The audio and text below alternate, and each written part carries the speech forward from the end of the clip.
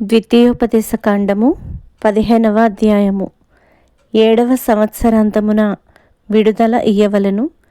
ఆ గడువు రీతి ఏదనగా, తన పొరుగువానికి అప్పిచ్చిన ప్రతి అప్పులవాడు దానికి గడువు ఇయ్యవలెను.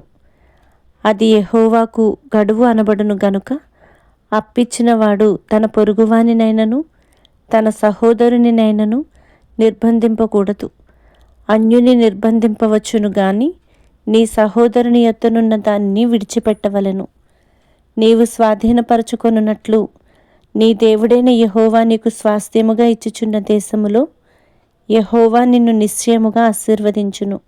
కావున నేడు నేను నీకు ఆజ్ఞాపించుచున్న ఈ ఆజ్ఞలనన్నిటినీ అనుసరించి నడుచుకొనుటకు నీ దేవుడైన యెహోవా మాటను జాగ్రత్తగా వినిన ఎడల మీలో బీదలు ఉండనే ఉండరు. ఏలయనగా నీ దేవుడైన యెహోవా నీతో చెప్పియున్నట్లు నిన్ను ఆశీర్వదించును గనుక నీవు అనేక జనములకు అప్పిచ్చెదవు గాని అప్పు చేయవు. అనేక జనములను ఏలుదువు గాని వారు నిన్ను ఏలరు. నీ దేవుడైన యెహోవా నీకిచ్చుచున్న దేశమందు నీ పురములలో ఎక్కడనైనను నీ సహోదరులలో ఒక బీదవాడు ఉండిన ఎడల బీదవాడైన నీ సహోదరుని కరుణింపకుండా నీ హృదయమును కఠినపరచుకొనకూడదు. నీ చెయ్యి ముడుచుకొనక వాని కొరకు ఆవశ్యముగా చెయ్యి చాచి వాని అక్కర చొప్పున ఆ ఎక్కరకు చాలినంత ఆవశ్యముగా వానికి అప్పియ్యవలను. విడుదల సంవత్సరమైన 7వ సంవత్సరము సమీపమైనదని చెడ్డ తలంపు నీ మనస్సులో పుట్టకయుండునట్లు జాగ్రత్త పడుము. బీదవాడైన నీ సహోదరుని ఎడల కటాక్షము చూపక నీవు వానికి ఏమీయూ ఇయ్యకపోయిన ఎడల వాడొకవేళ నిన్ను గూర్చి యెహోవాకు మొర్రపెట్టును. అది నీకు పాపమగును. నీవు నిశ్చయముగా వానికి ఇయ్యవలెను. వానికిచ్చినందుకు మనస్సులో విచారపడకూడదు.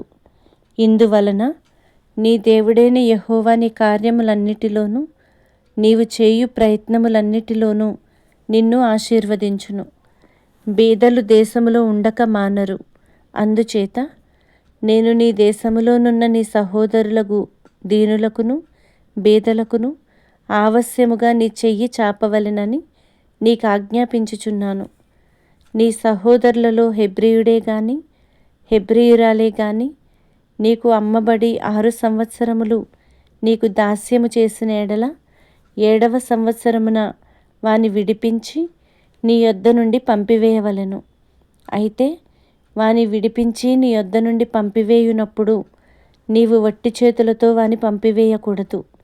నీవు ఐగుప్తు దేశములో దాసుడవై ఉన్నప్పుడు నీ దేవుడైన యెహోవా నిన్ను విమోచించెనని జ్ఞాపకము చేసుకొని నీ మందలోను నీ కళ్ళములోను నీ ద్రాక్ష గానుగలోను కొంత ఆవశ్యముగా వానికి ఇయ్యవలెను. నీ దేవుడైన యెహోవా నిన్ను ఆశీర్వదించి నీకు అనుగ్రహించిన దానిలో కొంత వానికి ఇయ్యవలెను. ఆ హేతువు చేతను నేను ఈ సంగతి నేడు నీకు ఆజ్ఞాపించి ఉన్నాను.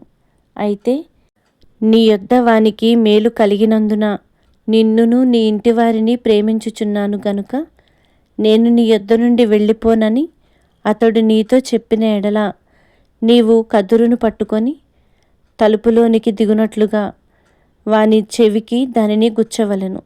ఆ తరువాత అతడు నిత్యము నీకు దాసుడయుండును. అలాగుననే నీవు నీ దాసికిని చేయవలెను. వానిని స్వతంత్రునిగా పోనిచ్చుట కష్టమని నీవు అనుకొనకూడదు. ఏలయనగా వాడు 6 సంవత్సరములు నీకు దాస్యము చేసినందున జీతగానికి రావలసిన 2 జీతముల లాభము నీకు కలిగెను. అలాగైతే నీ దేవుడైన యెహోవా నీకు చేయు వాటన్నిటి విషయంలో నిన్ను ఆశీర్వదించును. నీ గోవులలోనేమి నీ గొర్రె మేకలలోనేమి తొలిచూలు ప్రతి మగదానిని నీ దేవుడైన యెహోవాకు ప్రతిష్ఠింపవలెను. నీ కోడెలలో తొలిచూలు దానితో పని చేయకూడదు. నీ గొర్రె మేకలలో తొలిచూలు దాని బొచ్చు కత్తిరింపకూడదు. యెహోవా ఏర్పరచుకొను స్థలమున నీవును నీ ఇంటివారును నీ దేవుడైన యెహోవా సన్నిధిని ప్రతి సంవత్సరము దానిని తినవలెను.